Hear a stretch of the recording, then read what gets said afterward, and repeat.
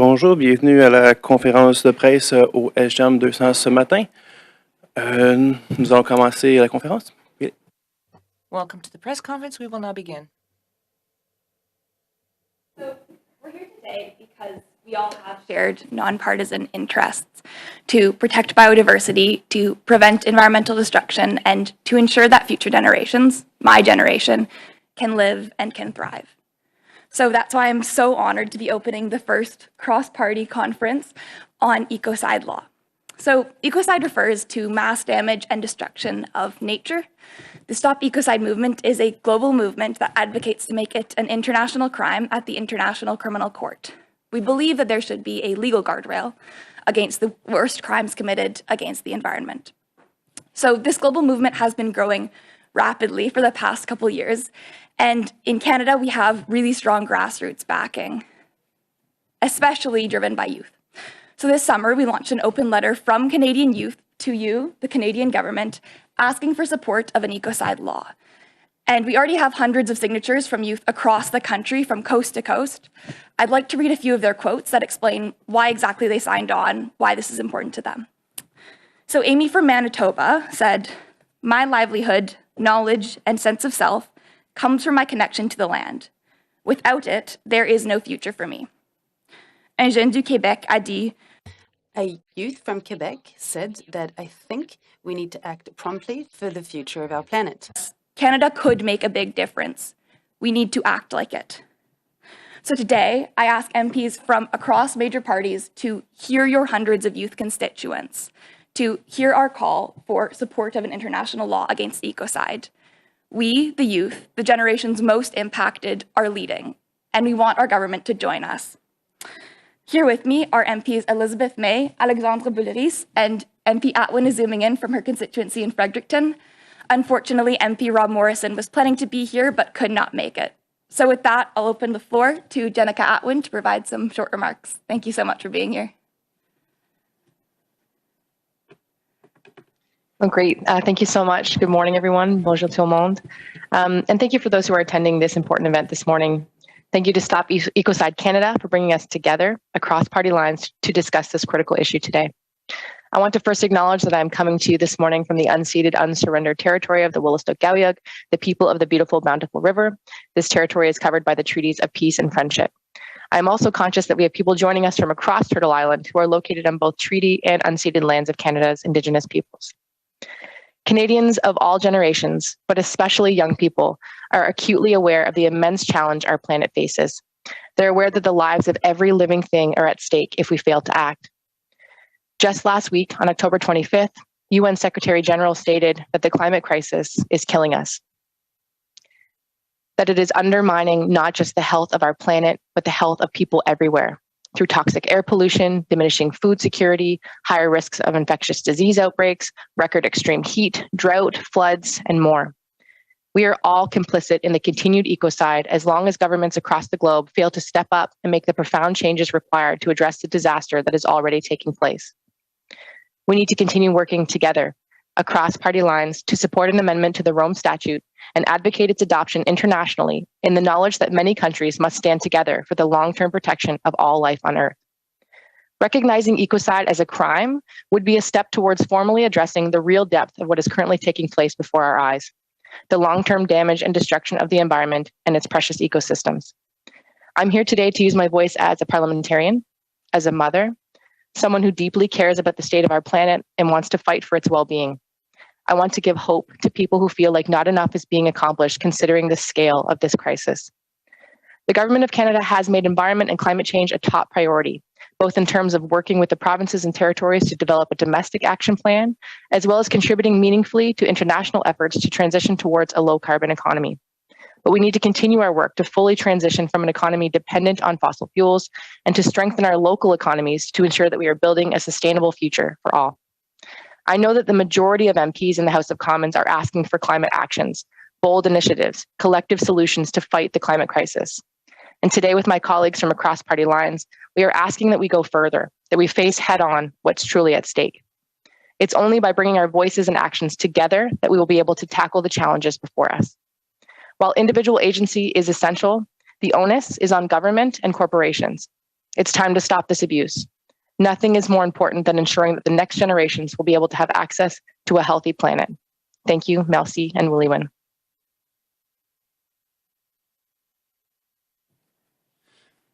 Thank you, Amélie.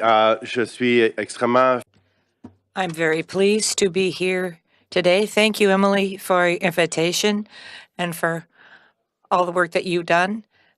The youth of Canada are concerned about the environment and they inspire us to do more. We're dealing with a huge climatic and environmental challenge, and we need to do more and we need to do better. And I agree with what Ms. Atwin said. We talk a lot about climate change and all of the impacts that it has in terms of droughts, flooding, forest fires, and human, ecological, economic, and environmental impact. There's not just the climate at play, but there's a whole impact on biodiversity, plastic pollution, pesticide pollution, destruction of species, lack of habitat for wild animals on the planet. The fact that we are living in an urban area that is in the process of destroying the forest area. Agriculture also has an impact on the ecosystem. The jurisdictions that we currently have are not able to help us deal with this issue. Unfortunately, I have an example of where the courts have refused to hear from the youth because this whole process of crimes against future generations doesn't exist. But if we have an international plan to determine that ecocide is a crime, then that's huge progress. I think we have to work on giving rights to nature. I think that there's a way to work on this. I tabled a bill that would give status to the St. Lawrence Club, which will enable us to improve the future of the youth and generations to come. Thank you. Join you today, and I want to salute the youth across Canada who have joined the fight to recognize ecocide as a crime. If you throw a brick through a plate glass window of your local Starbucks, it's a crime. If you clear-cut the last old-growth forest and wipe out a species, it's okay. It adds to the GDP as long as you have a provincial permit. Dans le monde et dans le travail des Verts mondial. In the world, we are the first to support ecocide crime and to institute in the international courts this as a crime. This across party lines today, it is an uphill struggle to get the crime of ecocide recognized internationally. I want to salute the youth of Canada and also my global colleagues, Marie Toussaint, dans le Parlement européen. Marie Toussaint in the European Parliament. Early in my remarks to make sure we have time to hear from our legal expert. Merci tout le monde. Thank you, everyone. Daryl Robinson, go ahead whenever you're ready. Thank you. I'll just take 1 minute.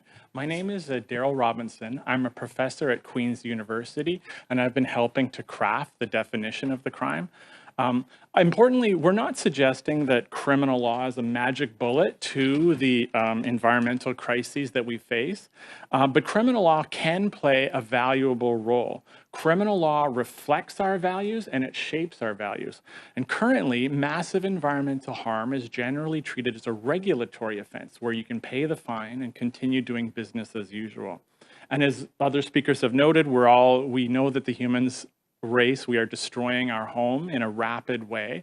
And this is recognized by experts and by the global public as one of the greatest threats to the globe. So creating a crime of ecocide is a signal that massive irresponsible harms are not just a regulatory matter.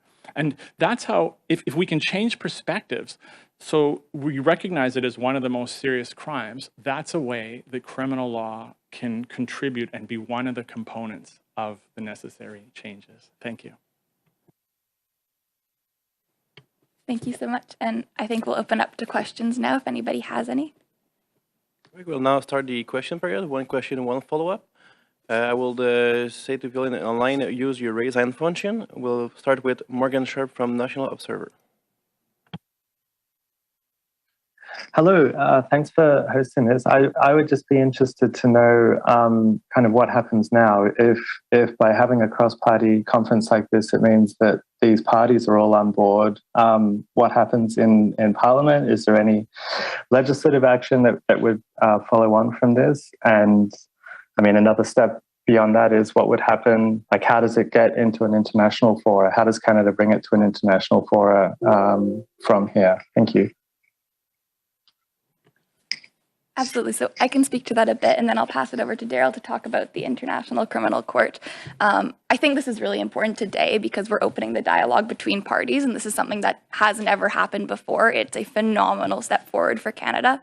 Of course, we need to be doing more. So what we're calling on the Canadian government to do is affirm a commitment to supporting this as an international crime. Other parliaments around the world have officially done this, and so that's ultimately the goal. But right now we're reaching out to MPs from across parties, we're building support, and we're working towards that. The reason that Canada is such an important player, I mean, there are many, but we're working towards, at the International Criminal Court's Assembly of State Parties, a vote in favor of an international crime against ecocide. And for that, we need a 2/3 majority, which I'll let Daryl speak to a little bit.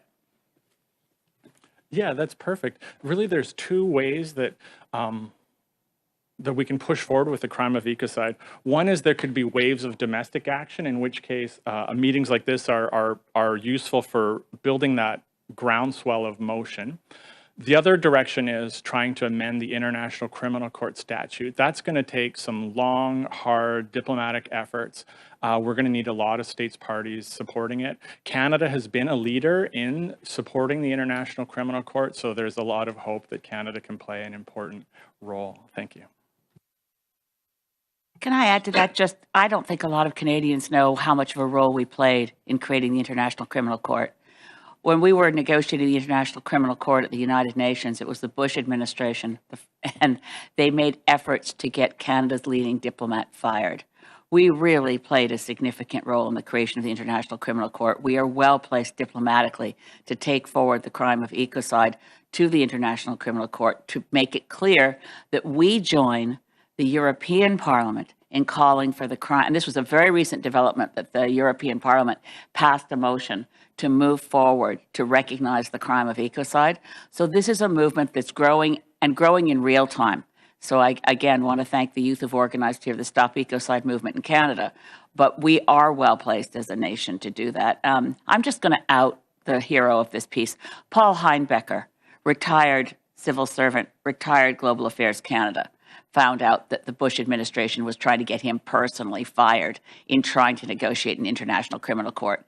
As we know, the United States is still not willing to subject itself to the International Criminal Court, but it is an important global forum to review crimes, and it should include ecocide. Thanks for that. And just a quick follow-up from Ms. Atwin, as a member of the governing party, how would you describe their position, their priority? Like where does this kind of fit on the government's list of priorities? Well, thank you so much for that question. And just to reiterate, I'm here as a member of Parliament, not on behalf of the government. However, I work very hard to have my voice be heard within caucus and within leadership to ensure that we're doing more. So really, I'm there as always kind of this, reminder of the urgency. And I have previously called on a petition or signed a petition to support the Rome Statute being amended. And again, so anything that I can do on the legislative side, I'm trying. As far as the government, I feel like I'm seeing a lot of progress, particularly in my area around things like species at risk, conservation, Indigenous protected conservation areas. But all of these pieces, again, are not going to contribute to the broader concept that this needs to be recognized as what it is, as a crime. We're participating actively in our own demise, and it seems as if that urgency is often forgotten about. There's many global factors. There's lots of things happening in society today, but we cannot remove this as our top priority. And so, as far as government, I will continue to remind them of that every day that I'm here. And I'll just add to that if possible. So one really major milestone that Honourable Atwin helped us do is we had an e-petition read to the Canadian government a while back. And the official response from the government is that they're going to closely follow developments with this campaign. So we're really just working to convey the massive grassroots support for this campaign. We're working to meet with parliamentarians and to continue doing things like this to build knowledge, build awareness, and just build broad support across the country. And I'm so excited that youth are at the forefront. We need to continue making sure that young voices are heard so that all people who are representatives in Canadian Parliament can know about the support for this campaign and can really, really see the youth leadership. Perfect. Next question, Ines Lombardo from Franco Presse.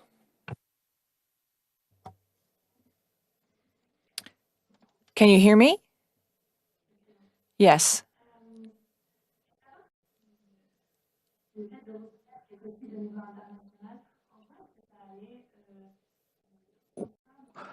What will having this as designated as a crime restrict? How will it restrict countries rather? The interpreter apologizes. The sound is not good. That one? Sure, and I apologize that I'll answer what I think is the question. Yeah, by making it a matter of criminal law, it will apply to individuals, whether they're an individual in a business or a government or wherever. Individuals making seriously irresponsible environmental decisions that have massive harms. The crime could be enforced by the International Criminal Court if it goes there. The International Criminal Court, however, is quite small, so that would just be one forum. In addition to that, there would be about 120 other countries also with the power to prosecute. I would add on top of it, it's not only about prosecution and deterrence, it's also about sending a message about what we value and sending a message about how seriously we take environmental harm. I hope that's okay. You can come back if I haven't answered. Amélie, si je peux. If I can add to that, Emily, I think it conveys a very strong message because the big corporations, individuals that lead these companies are very concerned by the image that they portray before the general public and their communities, and the fact that there are consequences, serious consequences, to destroying an ecosystem and the possibility that they may be prosecuted regionally and nationally, but also internationally. Just imagine the situation where this happens. Think about the impact on their reputation. If they were dragged before the International Criminal Court, it would be very serious in terms of their image. And there may even be fines associated with that. So I think people are going to have to think twice. Generally speaking, corporations are rational entities, and so they will be thinking about this. And I'd like to add that perhaps maybe we could translate ecocide as being matricide. It's like you're killing your mother when you kill the earth. Because if we continue as we have been going, it's a risk to all of humanity, the economy, and right now our values are not aligned with this threat. And we have this, we need to have a different way of doing things, and by constituting this as an international crime. Thank you very much. I have a second question. I see that there are no Conservative MPs at the table. Have you begun speaking to the Conservative Party about this? For the question. I'll respond in English. I may use a little bit of French as I respond. So we originally had a commitment from MP Morrison to participate, but unfortunately something came up and he couldn't be here today. He sends his regrets. But yeah, absolutely. This is a nonpartisan issue. So we're really working hard to engage every single party in this dialogue. We want to make it very clear that this is about having a sustainable future. This is about making sure we have a livable planet, and that doesn't adhere to party lines. It's something that is in everybody's best interest to make sure that we can live and we can thrive. And there's this quote from someone who signed our petition. When they signed, they said, "I am a 15-year-old, and the only true fear I have is the death of our Mother Earth." We need to go forward affirming that the worst harms against our planet are not legal. And that applies to everyone, not just people in a single party. So thank you so much for the question. Yeah, we're reaching out to every single party across the political spectrum. Merci beaucoup.